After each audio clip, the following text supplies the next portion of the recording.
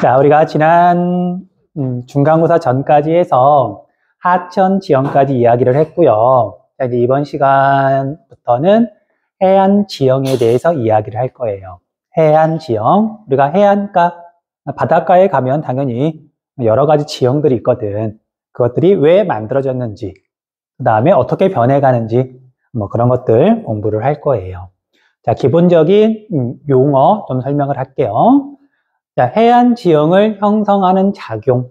자, 땅이 만들어진다. 땅의 형태가 바뀐다. 힘이 작용한다는 얘기거든요. 그래서 어떤 힘이 작용해서 모양이 바뀌는지. 자, 바닷가에 있는 지형을 바꾸는 힘은 크게 네 가지예요. 물론 처음에는 좀 낯설게 느껴지겠지만 당연히 계속 볼 거니까 금방 익숙해질 거예요. 자, 해안 지형은 먼저 첫 번째, 파랑에 의해서 달라진다. 자, 우리 파랑이라는 말 혹시 들어본 적 있어요? 파랑. 일상생활에서는 잘 안 쓰거든요. 보통 우리가 파도라고 그러지 파랑이라는 말은 잘 안 쓰거든. 근데 지형에서는 파랑이라는 말을 써요. 파랑이다, 파랑. 자, 여러분들 바다를 보면 물결이 이렇게 일잖아요. 근데 물결이 여러 가지 원인에 의해서 생겨요. 뭐 바람 때문에 생기기도 하고 배가 지나가면서 생기기도 하고 그 다음에 심지어 지진이 나서 쓰나미가 생기기도 하는데 쓰나미도 커다란 물결이잖아. 다 통틀어서 파도라고 하고요. 이 가운데 바람 때문에 생기는 그런 물결을 파랑이라고 불러요. 그래서 바닷가에 있는 지형을 바꾸는 건 쓰나미가 뭐 바꾼다고 하기 좀 그렇잖아. 어쩌다 한 번씩 일어나는 거니까. 그래서 파랑이 바닷가에 있는 지형을 바꾼다. 파랑 알아두시고요. 그 다음 두 번째, 연안류. 여러분들 연안은 무슨 뜻일까? 연안. 자, 여러분들 해안은 육지를 기준으로 바다랑 가까운 땅을 해안이라고 불러요. 해안가? 육지잖아. 그럼 반대로 바다 입장에서 육지랑 가까운 바다. 그 바다를 연안이라고 불러요. 됐니? 기본적인 용어예요. 그런데 육지랑 가까운 바닷가에는 일정한 어떤 바닷물의 흐름이 있더라. 물론 있는 곳도 있고 없는 곳도 있지만 그런 바닷물의 흐름을 연안류라고 불러요.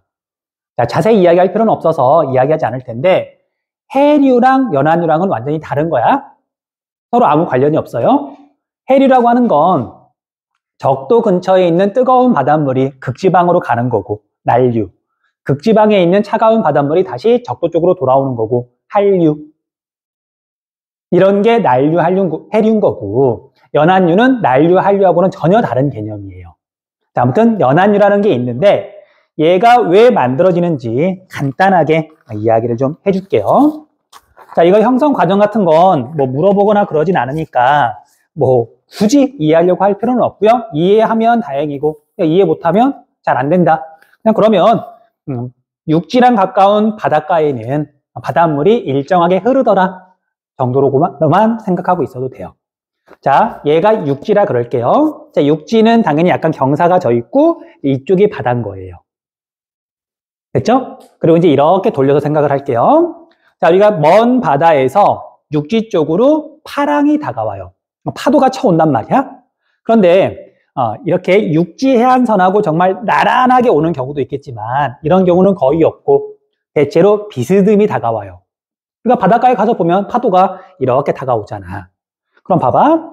자, 여기서부터 이쪽 방향으로 지금 파랑이 다가온다고 한번 생각을 해볼게요. 그리고 얘가 이렇게 바람 때문에 에너지가 이렇게 이 방향으로 물결이 쳐서 오는데 얘가 육지를 만났어. 오던 힘이 있으니까 얘가 일정 부분 육지 쪽으로 밀고 올라와요. 바닷물이. 그리고 이제 힘이 빠지면 다시 바다로 돌아가죠. 근데 돌아갈 때는 얘가 힘이 빠졌으니까 경사 방향으로, 중력 방향으로 이렇게 돌아가요. 다시 얘가 이렇게 다가올 때는 이 오던 힘, 이 방향이 있으니까 이렇게 육지를 따라서 이 방향으로 올라와서는 바다로 돌아갈 때는 힘이 빠졌으니까 이 방향으로 돌아간다고요. 이렇게 다가와서 이렇게 돌아가고 이렇게 다가와서 이렇게 돌아가니까 육지랑 가까운 이 바다에서는 이쪽 방향으로 바닷물이 움직이는 거죠. 이런 바닷물의 흐름을 연안류라고 한다. 그래서 연안류는 파랑 때문에 생기는 거예요. 됐어요? 그래서 여러분들이 앞으로 자료 같은 걸 볼 때, 연한유라는 말이 나온다. 그러면 파랑은 기본적으로 영향을 미치고 있다는 얘기예요. 됐어요? 일단 그렇게 알아두시고, 다음으로 넘어갈게요. 그 다음에 우리가 조류는 앞에서 설명했죠? 우리가 감조하천 할 때 조류 나왔고, 그 다음에 삼각주 할 때 또 조류 나왔었잖아. 바닷물의 높이가 변하면서 육지 쪽으로 다가왔다가 그 다음에 멀리 물러나는 그런 바닷물의 흐름을 조류라고 한다. 이건 다시 설명하지 않을게요. 자, 그 다음에 바람. 우리가 바닷가에 가면 바람이 불어요. 그 바람은 바닷가에 있는 모래 같은 걸 다른 데로 이렇게 이동시키죠. 그래서 바닷가에 있는 지형을 바꾸더라. 자, 그래서 해안 지형을 바꾸는 힘은 크게 4가지가 있더라. 힘이 강하게 작용할 때는 침식작용이 일어나는 거고요. 힘이 상대적으로 약하거나 작용하지 않으면 퇴적작용이 일어나는 거고. 어쨌든 4가지가 영향을 미친다. 4가지가 있다. 그냥 그렇게만 알고 있으면 돼요. 그리고 더하기, 자, 이런 4가지 힘은 아주 옛날부터 계속해서 작용해 왔던 거고요. 그런데 이제 우리 한반도 같은 경우에는 신생대 제3기부터 경동성 요곡운동, 비대칭 융기운동이 일어났죠. 그러니까 바닷가 지역도 융기가 일어난 지역들이 있어요. 특히 동해안 쪽으로는 융기가 많이 일어났지. 어쨌든 융기 때문에 바닷가에 독특한 지형이 만들어지기도 해요. 뒤에서 설명할 거예요. 자, 그리고 우리가 가장 최근에는 빙기, 간빙기, 빙기, 간빙기, 최종빙기, 후빙기 하면서 기온이 바뀌었죠. 기온이 바뀌면서 해수면의 높이가 100m쯤 막 오르락내리락 했잖아. 당연히 이것도 바닷가에 영향을 미쳐요. 그래서 이런 것들이 복합적으로 작용해서 바닷가에 어떤 지형들이 만들어져 있느냐, 이제 그것들을 설명할 거예요. 자, 아무튼 큰 틀은 이렇게 잡으시면 되고요. 곧바로 이제 곧과 만으로 넘어갈게요. 곧, 만.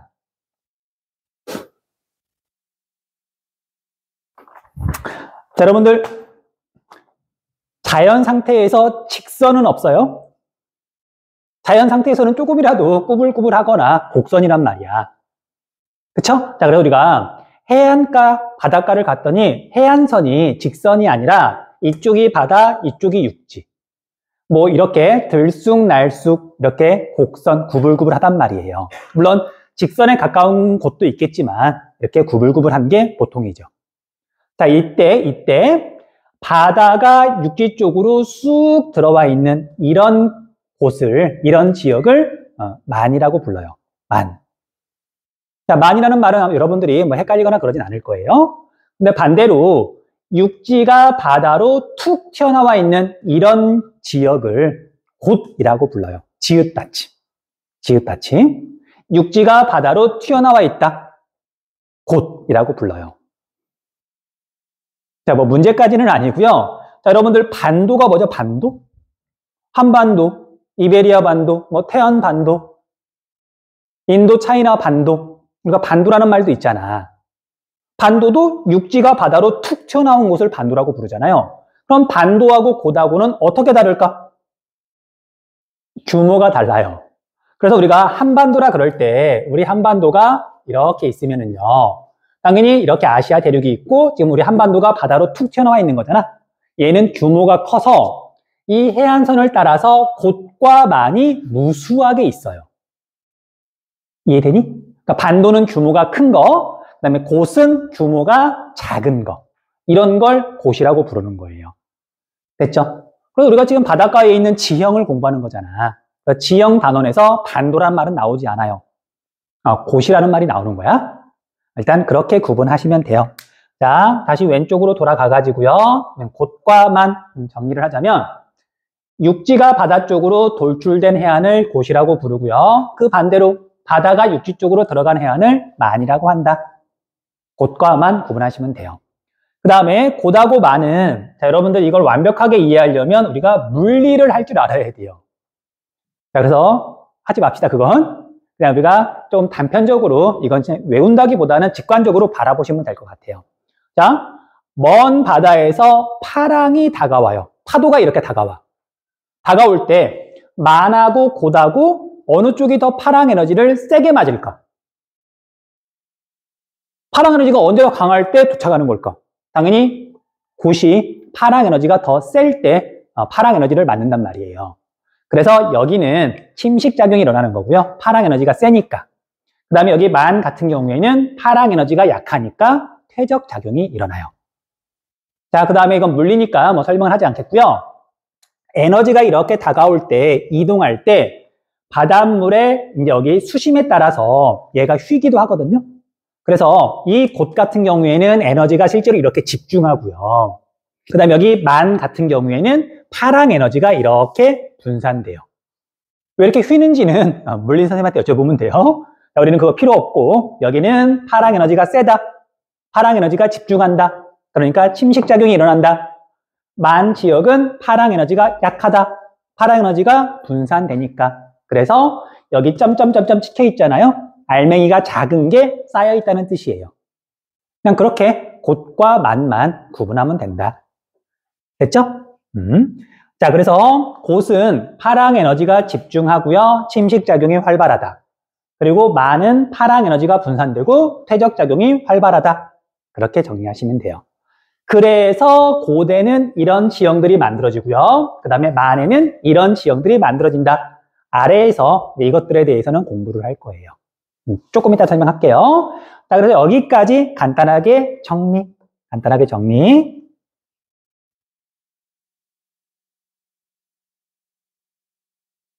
10분에 시작했나요?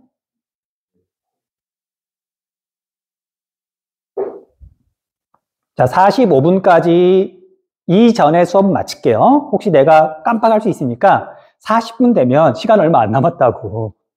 수업 종료 5분 전이라고 나한테 좀 알려주세요.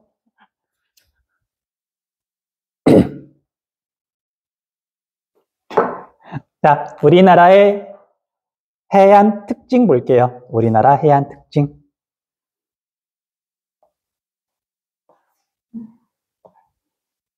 네, 이제 여러분들 우리나라 지도를 이제 초등학교 때부터 아니면 그 전부터 이제 아마 봐왔잖아요.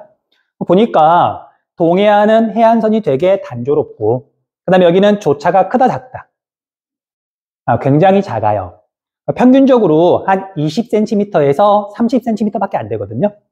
한번 얘기했던 것 같아. 그래서 여기 동해안 쪽에 가가지고 여러분들 뭐 피서 놀러 가잖아요. 그럼 바닷가에 가가지고 하루 종일 이렇게 바라보잖아. 그럼 바닷물이 높이가 변하는 게 잘 안 보여요. 파도가 치다 보니까 20cm 변해봤자 잘 안 보이거든. 여기는 그래서 해안선이 단조롭고 조차가 굉장히 작다.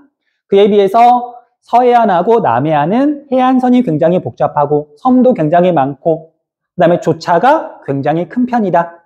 제일 큰 곳은 여기 경기도 앞바다. 한 9m 정도. 여기에서 멀어지면 멀어질수록 조차가 작아져요. 일단 기본적인 특성 우리가 알고 있는 거 이야기 한번 했고요. 자, 동해안부터 이야기할게요. 동해안부터. 태백산맥과 함경산맥이 해안선과 대체로 평행하여 해안선이 단순하다. 해안선이 단순한데 왜 단순하냐? 그러면 이렇게 대답해야 되는 거예요. 산맥과 해안선이 대체로 평행하기 때문에. 자, 이렇게 생각하시면 돼요. 여기 잠깐만 보자. 자, 우리가 앞에서 지형 이렇게 설명할 때 신생대초의 한반도는 대체로 평탄하고 이렇게 가로 방향으로 이제 랴오뚱 방향 지질구조선, 중국 방향 지질구조선 있는 상태에서 경동성 요곡 운동이 일어나면서 우리나라 한반도 땅덩어리가 이렇게 휘었다 그랬잖아. 이렇게 휘면 이게 지금 태백산맥, 이쪽에 있는 게 함경산맥. 어쨌든 태백산맥이에요. 그러면 최종 빙기가 끝나고 후빙기가 시작되면서 바닷물이 이렇게 지금 상승했어. 그럼 태백산맥 바닷물이 상승해가지고 여기가 동해안. 이런 경우에는 해안선이 처음부터 그렇게 복잡하지 않아요. 자, 이렇게 상승하면서 육지가 물에 잠기는데 산맥이 이렇게 뻗어 있고 해안선이 이 방향이다 보니까 해안선이 이렇게 육지를 이렇게 잠겨올 때, 육지가 물에 잠길 때 그냥 산에 있는 계곡 정도만 물에 조금 더 많이 잠기고 약간 들쑥날쑥한 정도지 그렇게 복잡해지지 않아요. 그에 비해서 우리가 서해안이나 남해안 쪽은 볼게요. 자, 이제 이렇게 융기한 다음에 2차 산맥이 만들어졌죠. 지질 구조선을 따라서 차별 침식이 일어나고 그래서 가로 방향으로 랴오뚱 방향 산맥, 중국 방향 산맥, 산맥이 만들어졌잖아. 그럼 여기에서 이제 해수면이 상승했어요. 그러면 이런 손가락 부분 산맥은 물에 별로 안 잠기는 거고, 손가락과 손가락, 산맥과 산맥 사이 이 부분은 바닷물이 쑥 들어와서 물에 많이 잠기겠지. 그쵸? 그래서 이 황해안과 남해안, 서해안과 남해안은 산맥 방향이, 산맥은 이 방향으로 뻗어 있는데 해안선은 이 방향이에요. 남해안도 마찬가지거든요. 그래서 이런 경우에는 해안 수면이 상승하게 되면 이 부분이 바닷물이 많이 들어오면서 해안선이 되게 복잡해진다. 자, 그래서 우리가 황해안과 남해안, 서해안과 남해안은 산맥과 해안선의 방향이 대체로 교차하기 때문에 해안선이 복잡하다. 자, 이런 해안을 리아스 해안이라 그래요. 리아스 해안.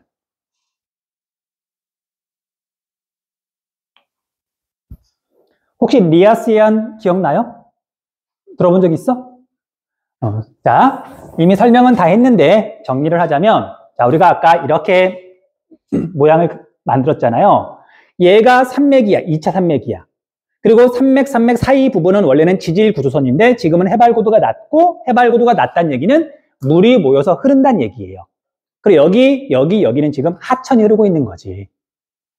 됐어요? 자, 그러면 그림을 간단하게 그려보면, 자, 여기에 이렇게 하천이 있고요. 여기도 이렇게 하천이 있고요. 여기도 이렇게 하천이 있고요. 여기가 일단 이렇게 지금 해안선이야.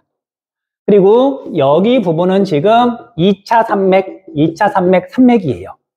그러면 여기가 1번, 여기도 1번, 여기도 1번, 여기는 2번, 여기는 2번. 1번은 지금 하천이고, 하천과 하천 사이에는 분수계, 해발고도가 높은 지금 산맥이 있는 거라고. 그럼 이 상황에서 해수면이 상승했어요. 그러면 해안선은 어떻게 바뀔까? 1번 하천이 흐르는 곳은 주변보다 해발고도가 낮은 거잖아.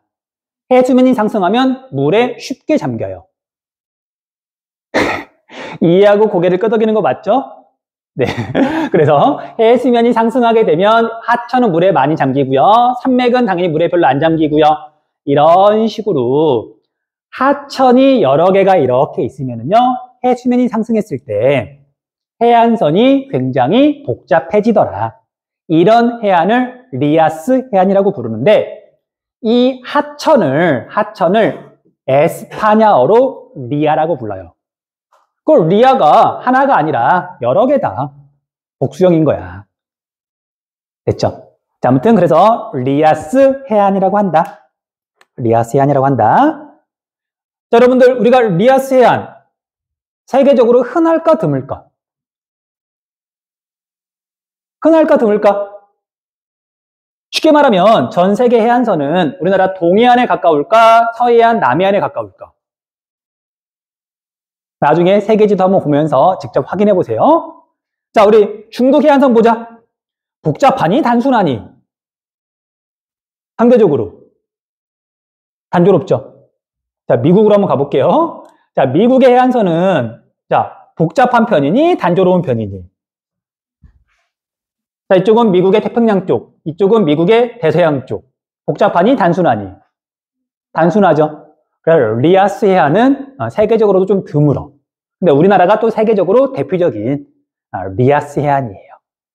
그러니까 초등학교 때부터 이제 우리나라에 대해서 공부할 때 우리나라 서해안과 남해안은 리아스 해안이다. 이제 그렇게 맨날 배웠던 거지. 몇 군데 안 되는데 우리나라에 있으니까. 됐죠? 넘어갈게요. 애들 기절하기 전에 좀 빨리 끝내야 되겠다. 자, 그리고 그 다음 내용은 한꺼번에 할게요. 자, 이제 우리가 중부 지방을 잘라보면, 단면도를 잘라보면 이제 이런 식으로 그려지죠. 뭐 다른 지역도 크게 다르진 않고요. 자, 앞에서 한번 했던 얘기인데, 자, 산 위에, 태백산맥 위에서, 계곡에서 이제 바위가 깨지면서 자갈이나 모래가 만들어져요. 그리고 이걸 갖다가 하천이 바다까지 운반하거든요. 이때 이쪽은 동해안, 이쪽은 지금 서해안. 동해로 흐르는 하천은 길이가 짧고요. 경사가 급하니까 여기서 바위가 깨진 그 알맹이들이, 물질들이 서로 뭐 부딪힐 겨를도 없이 그냥 조금만 이동했더니 바다예요. 그러면 이 물질이 바다에 도착했을 때 알맹이가 큰 편일까 작은 편일까? 큰 편이다. 서로 부딪히고 막 깨지고 해야, 구르고 해야 작아지는 건데 여기는 뭐 금방 도착해버리니까 자, 그래서 이쪽은 주로 모래가 공급이 돼요. 하천이 바다로 모래를 자꾸만 나르는 거예요. 산 위에서 바위가 깨졌는데 이걸 지금 바다로 나를 때 바다에 도착했을 때 봤더니 얘가 아직 입자가 작아지기 전에 도착하니까 모래가 주로 바다에 도착한다. 자, 그에 비해서 얘는 구르고 여기까지 왔더니 이제 알맹이가 되게 작아진 거죠. 그래서 하천이 서해로 이렇게 물질을 공급할 때는 입자가 되게 작아져서 점토, 진흙 같은 것들이 주로 공급이 된다. 이쪽은 경사가 급하고 하천의 길이가 짧고요. 이쪽은 경사가 완만하고 하천의 길이가 길기 때문에 하천이 바다로 이렇게 나르는 물질이 다른 거지. 됐어요? 자, 그래서 크게 말을 하자면 동해안 쪽에서는 하천이 바다로 이렇게 모래를 공급했는데 파랑과 연안류가 이렇게 작용을 해가지고 이 모래가 이렇게 넓게 퍼져서 바닷가 지역에 이렇게 쌓여있게 돼요. 그 동해안에 가면 주로 모래 해안. 바닷가에 갔더니 모래가 쌓여있는 거야. 자, 그에 비해서 여러분들 황해안에 가서 봤더니 바닷가 지역에 주로 뭘로 이루어져 있죠? 갯벌. 물론 모래 해안도 있긴 하지만 입자가 작은 물질들이 우리가 황해안은 조차가 굉장히 크기 때문에 조류가 이렇게 열심히 일을 하면서 하천이 공급한 점토를 바닷가 지역에 넓게 퍼뜨려 놔요. 그래서 여기는 갯벌이 많은 거고. 우리나라 동해안과 황해안의 이 차이가 뭐 이렇게 해서 나타나기도 한다. 됐죠? 넘어갈게요. 자, 이제 거의 다 이야기를 했고 정말 한 5분 정도만 해서 마무리 지을게요. 자, 그래서 지금 동해안 여기 유입되는 하천의 길이가 짧고 경사가 급하여 퇴적 물질의 평균 입자가 크기가 서남해안보다 크다 이야기했고요. 그 다음에 여기는 한강, 금강 등 큰 하천의 운반 물질이 많고 그리고 입자의 크기가 작고 조차가 커서 조류의 작용이 활발해서 갯벌이 발달해 있다. 방금 이야기한 거예요. 자, 이제 나머지 것들 이야기할게요. 자, 동해안은 석호가 발달해 있다. 석호는 다음에 공부할 거예요. 그러니까 다음이라고 하면 다음 시간. 해안 지역에서 공부할 거니까 그때 보시면 되고요. 그 다음에 우리가 집안이 융기했잖아. 경동성 요구운동, 비대칭 융기운동. 그 영향으로 해안 단구가 만들어졌어요. 자, 우리가 하안 단구 할 때 해안 단구도 있다고 한번 이야기했잖아요. 그래서 바닷가에 있는 계단 모양의 땅, 이거 해안 지형에서 공부할 거거든. 아래에서 공부할 거예요. 지금은 넘어가면 되는 거죠. 자, 그 다음에 서해안, 남해안 돼 있는데요. 자, 여기는 조차가 워낙 커서 바닷물의 높이가 거의 막 건물 3층 높이 막 변한단 말이야.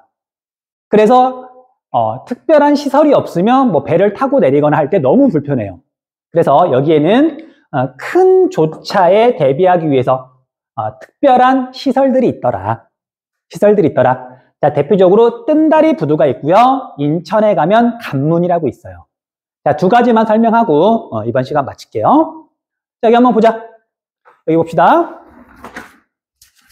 자, 뒤에서 잘 보일런지 모르겠는데, 자, 이 교탁이 지금 육지예요. 육지고요. 그 다음에 얘가 여객선이라 그럴게요. 여객선. 자, 그래서 자, 여기는 그리고 지금 서해 바닷물의 높이가 계속 변해요. 변하는데, 자, 밀물때 바닷물의 높이가 이렇게 높아졌어요. 그러면 사람들이 여기 육지에서 이 배로 그냥 타면 되겠죠. 그런데 문제는 썰물 때 바닷물이 무려 한 9m가 내려갔어요. 건물 3층 높이만큼 내려갔어. 이 배 어떻게 타야 되지? 여기서 점프. 뭘 고개를 끄덕여. 9m를 점프하면 사람이 야, 건물 3층 높이에서 뛰어내렸는데 그럴 순 없잖아. 그렇잖아. 조차가 크면 당연히 뭐 땅 높이가 변하는 건 아니니까. 자, 그래서 이런 경우에는 어떻게 이제 배를 타고 내리냐면요. 이런 식이에요. 자, 물에 뜨는 재질로 넓고 평평한 구조물을 만들어요. 그리고 바다에 띄워놔. 그럼 얘는 바닷물이 높아지면 올라가는 거고 바닷물이 내려가면 내려가는 거고요. 그리고 육지에서 여기랑은 이렇게 움직이는 다리로 연결해요. 그래서 얘가 밀물 때는 이렇게 올라오는데 썰물 때가 되면 얘가 이렇게 구부러지면서 이렇게 내려가는 거예요. 이해되니? 그럼 배는 어디서 타고 내리면 되냐면 여기까지 사람이 간 다음에 여기 옆에서 배를 타고 내리면 9m에서 점프하지 않아도 되는 거죠. 됐어요? 이런 시설을 뜬다리 부두라고 불러요. 뜬다리 부두. 자, 뜬다리 부두는 뭐 군산에만 있는 거 아니고요. 서해안에 가면 아주 조그마한 어촌 말고 그냥 좀 규모가 있는 항구에는 거의 대부분 있다고 보시면 돼요. 나중에 가족여행으로 서해안 갈 때 뜬다리 부두가 보이면 아빠, 엄마한테 설명해 주세요. 설명 중이라고 요거도 모두 좋으니까. 됐어요? 아무튼 그래서 뜬다리 부두 이야기했고요. 그 다음에 인천의 관문, 얘도 한번 볼게요. 자, 여러분들 우리나라에서 바이킹으로 제일 유명한 곳 월미도. 월미도 가봤니? 가봤어요? 자, 월미도 원래는 섬이었어요. 근데 여러분들 월미도 갈 때 배 탔니? 배 안 탔죠? 왜 안 탔을까? 간척 사업해서 지금은 육지에 육지. 자, 아무튼 그 월미도 근처에 가면 인천항이 있어요. 인천항. 자, 위성 사진을 보면은요, 여기가 인천 쪽이고요. 파란색 지붕은 공장들. 그리고 여기에 봤더니 녹색이 있죠. 얘가 월미도예요. 옛날에는 바다에 있는 섬이었어. 근데 여기를 지금 간척 사업을 해가지고 육지랑 연결이 돼서 여러분들 버스나 이제 가까운 데까지 지하철이 가거든요. 그렇게 가는 거지. 됐니? 자, 그런데 자, 우리가 인천은 우리나라에서 두 번째로 큰 항구. 외국과 무역도 많이 해요. 배의 규모가 어마어마하게 크고요. 컨테이너를 싣고 막 내려야 돼. 몇천 개, 막 몇만 개씩. 그런데 우리가 인천 바다는 높이가 굉장히 높게 변해요. 크게 변해요. 컨테이너를 싣고 내려야 되는데 바닷물의 높이가 계속 변한다. 작업하기 쉬워, 어려워? 어렵죠. 그리고 썰물 때 바닷물이 빠지면 수심이 얕아지잖아. 큰 배가 들어올 수도 없는 거예요. 그래서 인천항에는 큰 배가 드나들고 그 다음에 수심을 일정하게 유지할 수 있도록 특별한 시설이 있어요. 그게 관문이에요. 됐니? 일단 1분 안에 끝낼게요. 자, 그래서 여기를 보면은요. 자, 여기가 이제 월미도. 여기가 월미도. 월미도 놀이공원은 아마 여긴가 있을 거예요. 여기. 보이죠? 그 유명한 여기 바이킹인가 이거? 아무튼 여기가 월미도 놀이공원. 그래서 논 다음에 조금만 이렇게 걸어가면 바로 옆쪽에 이렇게 관문 시설이 있어요. 이게 인천 관문이거든요. 자, 원리 설명해 줄게요. 자, 이쪽이 이제 수심이 좀 깊어야 되고 여기가 또 수위가 일정하게 유지가 돼야 돼요. 그리고 이제 이쪽은 그냥 바다니까 높이가 계속 변해. 알았어. 자, 그래서 이런 식이에요. 자, 여기는 지금 수위가 일정한데 여기는 지금 썰물 때 물이 빠졌어. 근데 어쨌든 배가 또 들어와야 되는 거예요. 그럼 어떤 식이냐면, 자, 여기에 이제 배가 왔어. 오면은요, 열고 닫을 수 있는 지금 이 시설이 돼 있거든요. 그러면 배가 여기까지 오면 첫 번째 관문을 열어요. 그러면 여기랑 물 높이가 똑같아지겠죠. 그럼 배가 이렇게 오면 여기를 닫아요. 닫아? 그 다음에 여기에다가 물을 채워 넣어요. 그럼 배가 이렇게 떠오르겠죠. 얼마만큼 떠오르느냐? 여기랑 높이가 똑같아질 때까지. 여기랑 높이가 똑같아지면 여기를 열어요. 배가 들어와요. 여기를 닫아요. 그러면 여기는 수위가 낮았는데 관문 2개가 있으면 수위가 높은 곳으로 배가 이동할 수 있는 거예요. 됐니? 그래서 여기는 일정하게 깊은 수심을 유지한다. 그러려고 만든 시설이 여기 관문. 됐어요? 자, 이건 뭐 시험에서 자세히 물어보진 않는데 우리가 월미도 앞으로 놀러 갈 일 있으면 바이킹 타면서 설명을 옆에서 해주세요.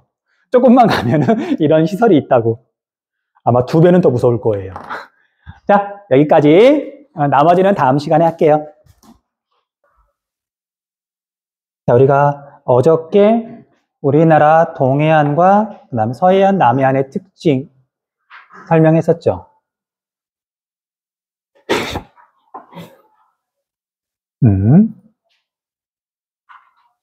자, 그러면 전체 화면 자, 이제 본격적으로 해안 지형에 대해서 이야기를 할게요. 자, 첫 번째는 해안 침식 지형. 침식이 일어나려면 뭔가 에너지가 집중해서 힘이 세게 작용하는 곳에서 침식 작용이 일어나는 거고요. 침식 작용이 일어난다. 거기에 있던 바위 같은 게 계속 깨지는데 계속 힘이 작용하니까 깨진 그런 부스러기들이 거기에 머물러 있는 게 아니라 다른 데로 당연히 가버려요. 그래서 침식 작용이 일어나는 곳은 가서 보면 바위, 기반함이 드러나 있다. 흙이나 모래 같은 게 쌓여 있는 게 아니라 그게 침식 지형의 특징이에요. 자, 그래서 침식 지형을, 해안 침식 지형을 다른 말로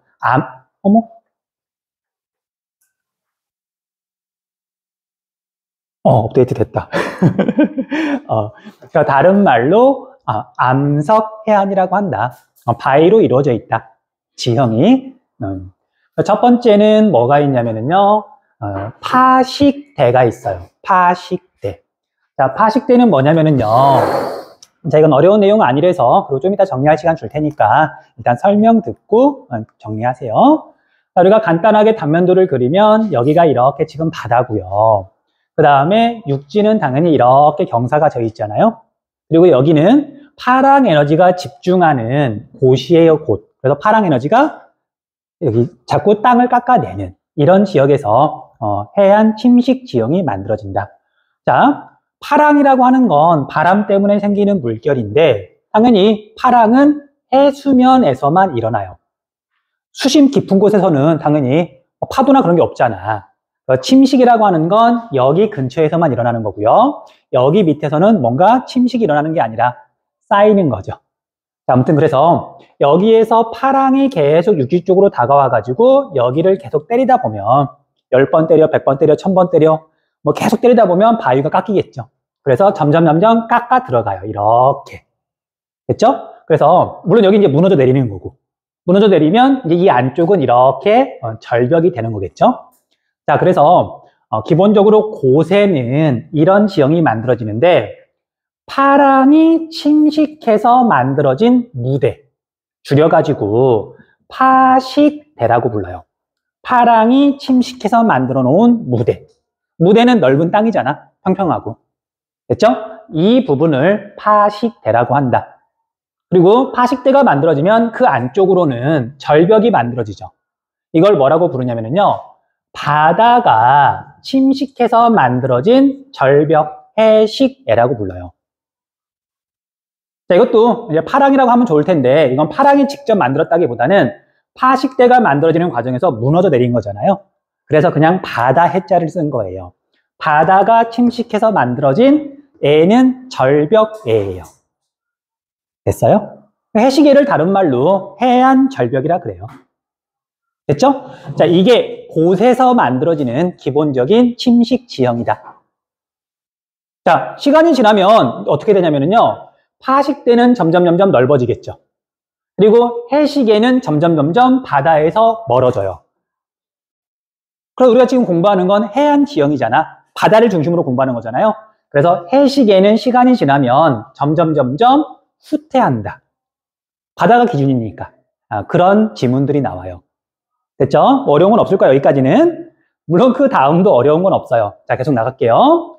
자, 그런데 우리가 이 암석이라고 하는 게, 땅이라고 하는 게 균일하지 않거든요. 좀 단단한 부분이 있을 수 있고, 상대적으로 약한 부분이 있을 수도 있고, 그 다음에 파랑이 이렇게 치다 보면 조금 유난히 파랑 에너지가 집중하는 것도 있을 수 있고, 불규칙하다 보니까 지역에 따라서는 이런 지형이 만들어지기도 해요. 근데 이런 건 곳에서 무조건 만들어지는 거고, 이제 곳에 따라서는 이런 지형이 만들어지기도 하고 없을 수도 있고. 자, 그래서 파식대가 만들어지는 과정에서 약한 부분이 더 많이 깎이는 경우가 있어요. 그래서 이렇게 동굴처럼 구멍이 뚫릴 수도 있거든요. 자, 이렇게 만들어지는 동굴을 뭐라고 부르냐면 바다가 침식해서 만들어진 동굴, 해식동이라고 불러요. 해식동? 한자말이긴 한데 어려운 말은 아니죠. 해식동이라고 부르고요. 그다음 파식대가 만들어지는 과정에서 단단한 부분이 나중에까지, 마지막까지 남아있을 수도 있어요. 다른 데는 깎였는데.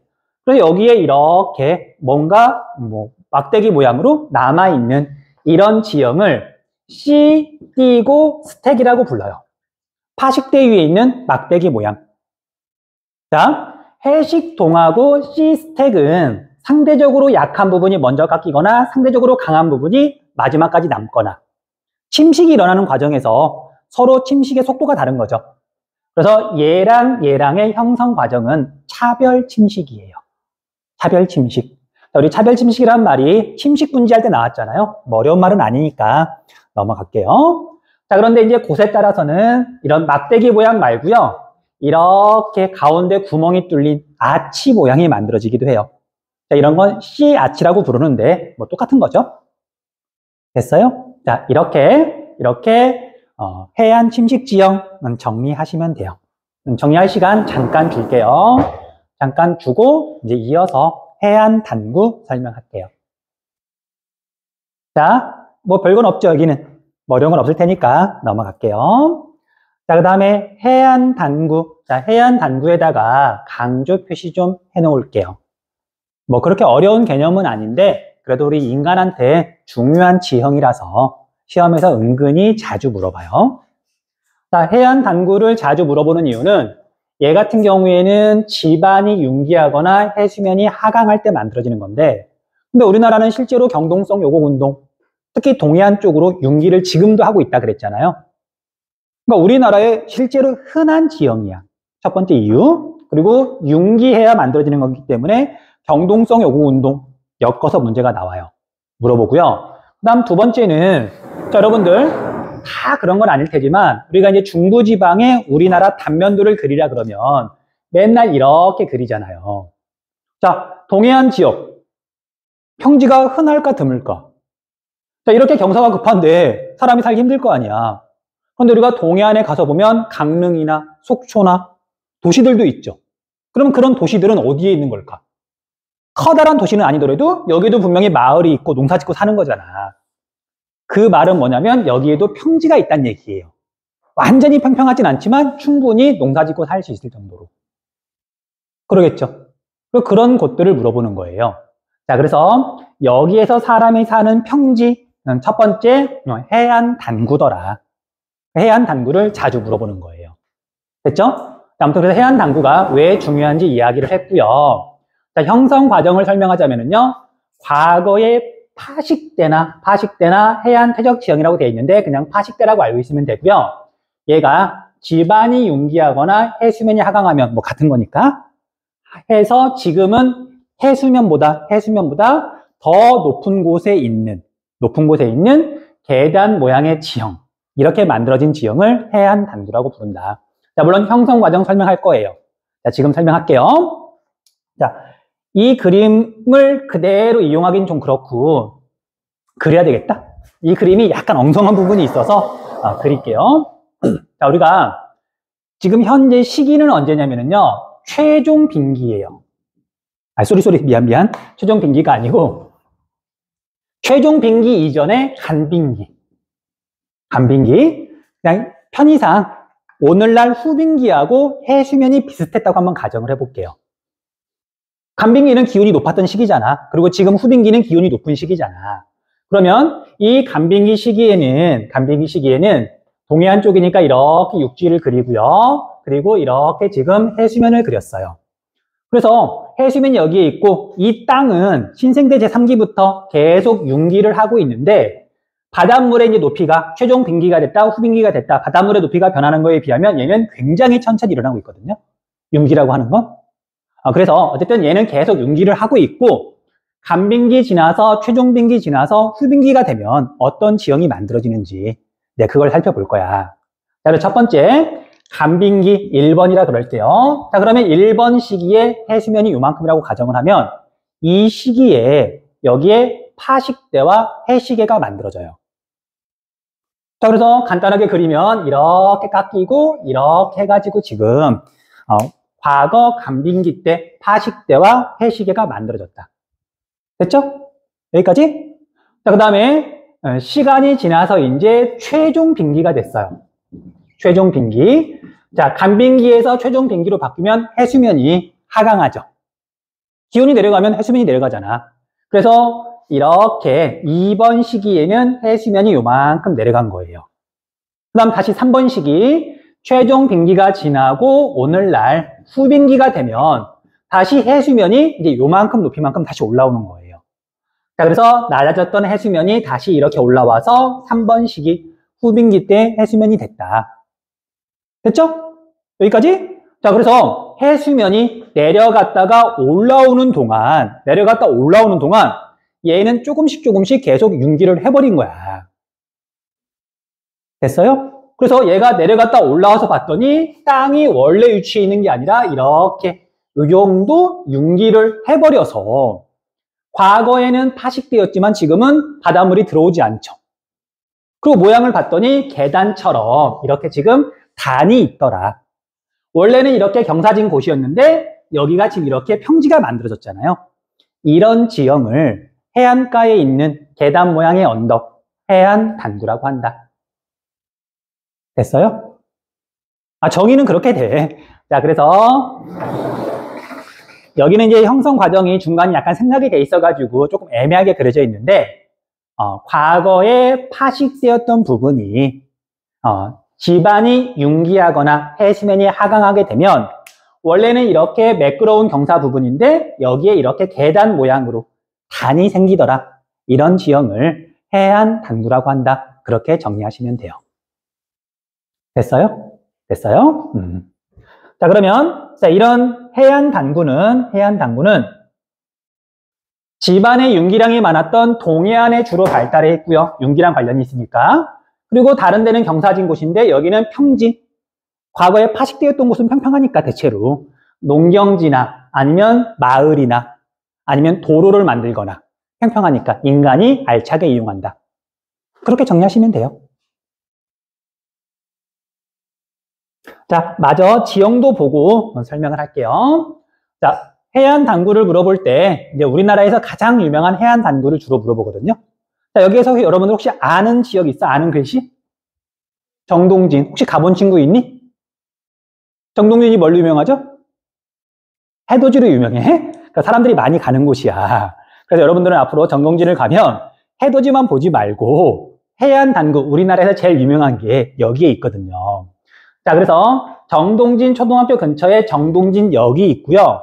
여기서 내려가지고 남쪽을 바라보면, 그러니까 오른쪽이 육지고 왼쪽이 바다인 거야. 바라보면은요, 절벽이 이렇게 있고요. 그러니까 바다가 이렇게 있고요. 여기 절벽이 이렇게 있고요. 여기는 비교적 이렇게 평평한데, 여기에 커다란 배 모양의 호텔이 있어요. 여기가 바로 단구면이에요. 여기가 과거에는 바다였던 곳이야. 근데 아까 설명했던 그 과정을 거쳐서 지금은 육지가 된 거죠. 됐어요? 나중에 가거든, 저게 해안 단구구나. 같이 간 사람한테 설명 꼭 해주세요. 자, 다시 볼게요. 그래서 지형도를 봤더니 여기 등고선의 경사가 급한 곳들은 지금 이제 산지. 농사도 지을 수 없고 사람이 살기 어렵잖아. 그런데 여기를 봤더니 등고선의 간격이 비교적 넓어요. 완전히 평지는 아니지만 농사 지을 수 있을 정도로, 건물을 지을 수 있을 정도로 평평하다는 얘기잖아. 여기가 단구면이에요. 그러면 단구면에 조금 더 안쪽을 봤더니 여기 급경사잖아. 여기는 아까 설명했던, 어디 갔니? 저기다 설명했나? 과거에는 해시계였으나 거기도 융기한 거죠. 단구예라고 부르는데 뭐 그렇게까지는 알 필요는 없고, 여기가 어쨌든 파식대 해시계였던 곳이나 융기해서 지금 이렇게 바뀐 거다라고만 알고 있으면 돼요. 자, 그리고 융기한 다음에 여기 봤더니 여기는 다시 경사가 이렇게 등고선이 촘촘해가지고 경사가 급하거나, 아니면 여기서는 다시 파식대와 해시계가 또 만들어지고 있어요. 지형이라고 하는 건 계속 만들어지니까. 자, 그래서 등고선이 이렇게 촘촘하게 있는 걸 보고서 급경사라는 걸 알 수 있고요. 그다음 이 기호 체크 좀 해주세요. 자, 해안가에 이런 기호가 있으면 절벽이라는 뜻이에요. 절벽.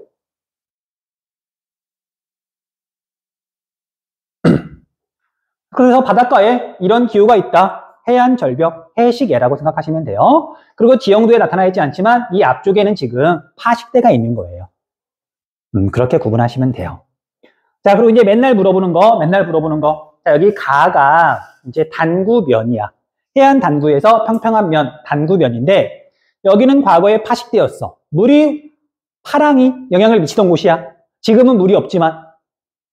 자, 과거에 물이 영향을 미쳤던 곳은 지금 가서 보면 그 증거로 뭐가 남아있다. 맨날 했던 거, 둥근 자갈, 둥근 모래, 그리고 과거에 바다였으니까 뭐 조개 껍데기, 그런 것들이 남아있겠죠. 됐어요? 자, 그래서 여기 해안 단구까지 읽고 정리하시고요. 뭐 궁금한 거 있으면 질문하시고요. 자, 넘어갈게요. 자, 봅시다. 자, 우리가 앞에서 방금 해안 단구 이야기했잖아요. 자, 해안 단구는 곳에서 만들어진다, 아니면 만에서 만들어진다. 당연히 해안 단구는 과거에는 파식대와 해식이었던 곳이니까 곳에서 만들어지는 거예요. 해안 침식 지형이 변한 거잖아. 넘어갈게요. 자, 이제 우리 해안 퇴적 지형. 자, 해안 퇴적 지형은 주로 만에서 만들어지고요. 자, 만에서 만들어지기도 하지만 이런 곳에서 만들어지기도 해요. 자, 이쪽이 육지고요. 그 다음에 육지랑 가까운 곳에 섬이 있네? 그러면 여기는 만은 아니죠. 그런데 여기는 파랑 에너지가 강할까, 약할까? 약할 수밖에 없죠. 먼 바다에서 파랑이 이렇게 다가오는데 섬이 막아주잖아. 그래서 이런 곳에서도 퇴적 지형이 만들어진다. 어쨌든 만에서 주로 만들어지지만 육지와 섬 사이, 물론 섬이 육지 가까운 데 있어야 되겠죠. 이런 곳에서도 퇴적 지형이 만들어진다. 그래서 이런 곳에서 파랑이나 연안류나 조류 등의 퇴적 작용으로 만들어진다. 자, 그래서 이렇게 만들어지는 지형들을 봤더니요. 첫 번째, 사빈. 사빈은 바닷가에 있는 모래 지형을 사빈이라고 불러요. 모래사장, 해수욕장에 있는 모래들, 그걸 사빈이라고 한다. 사빈이라고 한다. 따로 사빈은 하천 또는 주변의 암석 해안으로부터 공급되어 온 모래가 파랑 및 연안류의 퇴적작용을 받아서 형성되었다고 되어 있는데, 이 부분은 우리 동해안하고 그 다음에 황해, 남해 또는 섬 지역하고 구분해서 알아두셔야 돼요. 자, 설명할게요. 자, 여러분들 동해안 지역 한번 볼게요. 동해안 지역. 하늘에서 지금 내려다본 거예요. 동해안이 이렇게 있으면 해안선은 단조로운 편이고요. 그 다음에 태백산맥이 이렇게 있으면 태백산맥에서부터 지금 하천이 이렇게 흘러와요. 자, 그러면 이 하천은 바다에 주로 어떤 물질을 공급한다? 모래를 공급하죠. 앞에서 설명했던 거잖아. 길이가 짧고 경사가 급하니까 여기서 바위가 부서지면 금방 바다에 도착하니까 주로 모래를 공급해요. 그럼 이 모래를 파랑과 연안류가 해안가를 따라서 이렇게 계속 이동하면서 육지 가장자리에 모래가 쌓이게 되는 거예요. 자, 이렇게 만들어지는 게 동해안에 있는 사빈. 됐죠? 됐죠? 자, 물론 여기에 이런 식으로 곳이 있으면 파랑이 여기를 때려가지고 얘가 깨져. 이 깨진 부분이 이렇게 가기도 하지만 동해안에 있는 사빈은 주로 하천이 공급한 모래를 파랑과 연안류가 해안가에 이렇게 퍼뜨려 놓은 것이다 라고 정리하시면 돼요. 자, 그런데 자, 우리가 반대로 황해안이나 아니면 섬 지역 볼게요. 섬 지역. 자, 황해안은 한강이 이렇게 흘러가지고 지금 황해에 도착했어요. 한강은 황해, 서해에 주로 뭘 공급할까? 모래는 거의 없어요. 왜냐하면 너무 긴 거리를 구르고 오다 보니까 여기 왔더니 이제 점토나 진흙인 거지. 그게 넓게 퍼져 있는 게 갯벌이잖아. 그쵸? 자, 그런데 우리가 황해안 지역에 봤더니 해수욕장, 모래가 있단 말이야. 분명히. 그렇잖아. 자, 여러분들 우리 황해안 지역에 있는 해수욕장 혹시 가본 적 있어? 예를 들면 을왕리 해수욕장이라든지 아니면 뭐 꼬치 해수욕장이라든지 황해안에도 분명히 해수욕장이 있거든. 그럼 거기에 있는 모래는 어디서 온 걸까? 하천이 공급한 게 아니란 말이에요. 그치? 그럼 어디서 공급한 거냐면 여기에 이렇게 곳이 있고 만이 이렇게 있으면은요, 곳 지역은 암석이 깨지면서 여기서 모래가 만들어져요. 그리고 여기서 만들어진 모래는 파랑이 약해지는, 힘이 약해지는 여기 만 지역에 가서 쌓이거든요. 그래서 황해안에 있는 사비는 근처에 있는 암석 해안이 부서져서 만들어진 거예요. 이해되니? 이해돼요? 자, 마찬가지로 섬 지역은 어떨까? 섬 지역은 당연히 하천다운 하천이 없을 거 아니야. 섬이 뭐 아주 큰 건 아니니까. 그러면 섬 지역에도 사빈 해수욕장이 있는데 여기에 있는 모래도 여기에 있는 곳 지역에 있는 바위가 깨져서 만들어진 모래인 거예요. 됐죠? 자, 그래서 우리 사빈에 대해서 지금 이렇게 설명이 되어 있는데 하천 또는 주변의 암석, 하천이 주로 모래를 공급하는 건 동해안, 그리고 주변에 있는 암석이 깨져서 모래가 만들어지는 건 황해안이나 아니면 섬 지역. 모래가 어디서 왔느냐, 이게 서로 다르더란 말이죠. 구분하시면 돼요. 나중에 문제에서 물어보면 다시 한번 설명하도록 할게요. 됐죠? 자, 이런 모래를 파랑이나 연안류가 퇴적해서 만들어지는 게 사빈이다.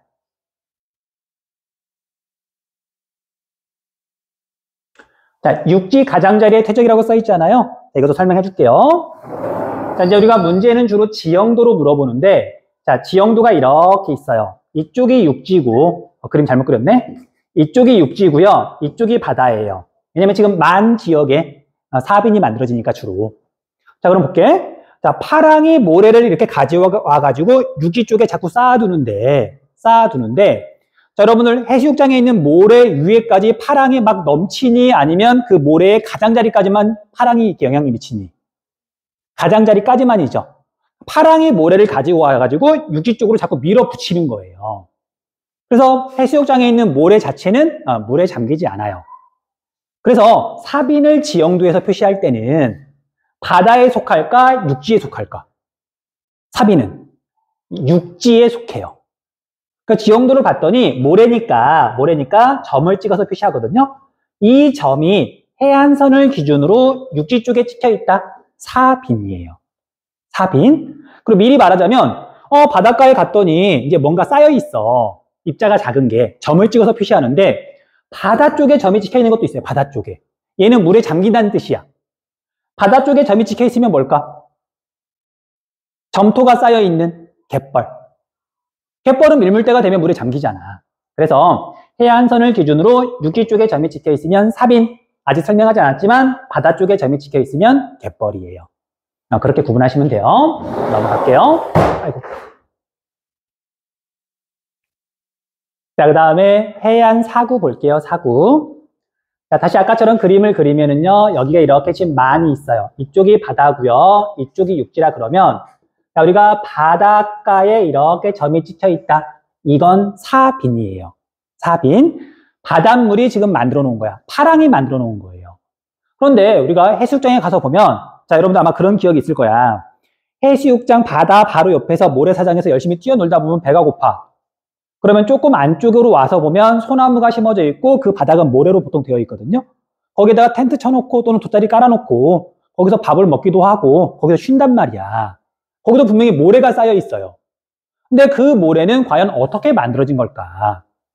파랑이 거기까지 영향을 미쳐가지고 모래가 쌓인 게 아니고요. 자, 사빈의 모래가 이렇게 쌓여 있으면은요. 자, 우리나라 당연히 겨울철에 바람이 세게 불기도 하고 물론 여름철에도 바람이 물론 불고요. 그 바다에서 육지 쪽으로 바람이 이렇게 불고 물론 반대로 불기도 하지만 이렇게 바람이 불면 사빈에 있는 모래가 바람 때문에 육지 쪽으로 이렇게 날려서 여기 지역에 모래가 쌓이게 돼요. 이렇게 만들어진 모래 언덕을 해안사구라고 불러요. 해안사구. 됐어요?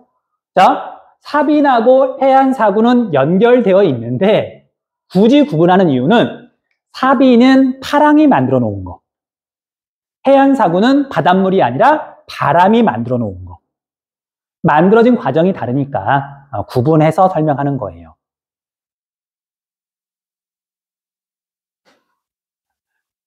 됐어요? 됐어? 그럼 우리가 지형도에서 보면은요, 해안선 바로 옆에 있는 건 사빈이야. 그런데 여기서 여기까지 거리를 봤더니 막 200m가 떨어져 있어요. 그러면 사구인 거야, 사구. 점이 똑같이 찍혀 있다 하더라도 바다에서 좀 떨어져 있는 건 사구, 해안 사구더라. 그렇게 구분하시면 돼요. 자, 이제 맨날 물어보는 거, 사빈에 있는 거 여기를 1번이라 그러고요. 사구를 2번이라 그럴게. 둘 다 모래야. 그럼 어디에 있는 모래가 상대적으로 더 클까? 알맹이가 더 굵을까?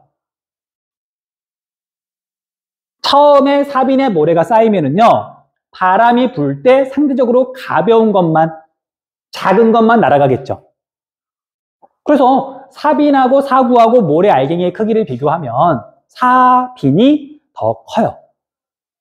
그러겠죠? 자, 물론 바람이 이렇게 불 때는 여기에 있는 모래가 이렇게 날리기도 하지만 역시 작은 것만 날리니까. 어쨌든 처음에 모래가 쌓인 곳이 사빈이니까 사빈에 있는 모래가 사구에 있는 모래보다 더 크더라. 맨날 물어보는, 자주 물어보는 내용이에요. 자, 우리 3분만 더 할게요. 3분만 더 할게. 집중 좀 해줘. 어차피 여러분들은 모르니까 하는 얘기고 석호를 제대로 설명하려면 10분 이상 걸리거든. 수업 꽉 채워서 할 수는 없잖아. 다 죽어가는데. 그래서 우리 3분만 할 테니까 조금만 더 집중해 주세요. 자, 그 다음에 사주 볼게요. 사주. 자, 사주는 뭐냐면은요, 주자가 기둥 주자예요. 기둥 모양이야, 기둥. 이 건물 기둥. 모래가 기둥 모양으로 쌓여 있다. 자, 호수나 바다인데 모래가 물 쪽으로 쭉 뻗어가지고 기둥 모양으로 쌓여 있는 걸 사주라고 불러요. 다시, 육지 가장자리에 모래가 쌓여 있다. 이건 사빈. 근데 육지 가장자리가 아니라 흙이나 모래가 바다 쪽으로 쭉 뻗어 나와서 물 한가운데 기둥 모양으로 쌓여 있다. 이런 걸 사주라고 한다. 됐죠? 자, 이제 얘가 만들어지는 과정은 이렇게 만들어져요. 자, 동해안이야, 동해안. 하천이 이렇게 흐르면서 모래를 공급하고요. 이 모래가 파랑과 연안유를 따라서 이렇게 점점 이동해요. 그런데 해안선이라고 하는 게 마냥 매끄러운 게 아니라 여기에 이렇게 많이 있다고 한번 가정을 해볼게요. 해안선이라고 하는 건 약간 들쑥날쑥하니까. 그러면 모래가 이렇게 이동을 하다가 여기는 지금 사빈이야. 그런데 이렇게 연안유를 따라서 이동하다가 여기 도착했어. 이렇게 모래가 이동하는 게 아니라 계속 이렇게 흐르던 대로 모래가 이렇게 쌓여 나가기 시작해요. 그러면 이 부분은 물 한가운데 모래가 지금 기둥 모양으로 쌓여 있는 거잖아. 이런 지형을 사주라고 불러요. 사주. 됐어요? 됐어?